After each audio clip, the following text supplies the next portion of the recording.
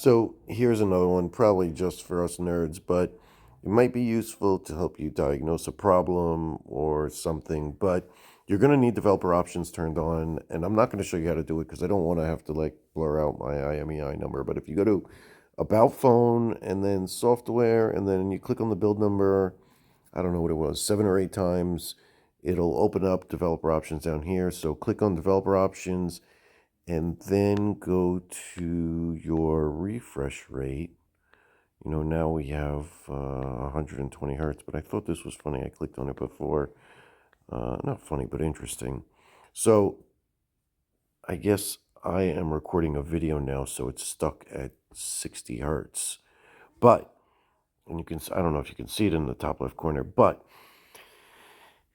you know, if your screen isn't moving and your S Pen is not over the screen, it will drop from 120 down to 24. I remember them saying it'll drop as low as 1 or 10, or there was some controversy, or not controversy, but miscommunication.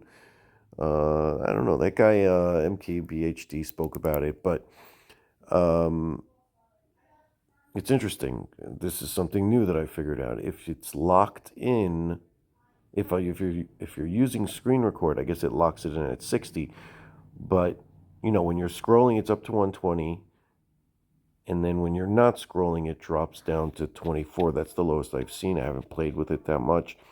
But if you have the S Pen out and you're hovering over, again, it jumps right back up to 120. So it might be something fun to play with to figure out, your battery and stuff. But like I said, again, just for nerds.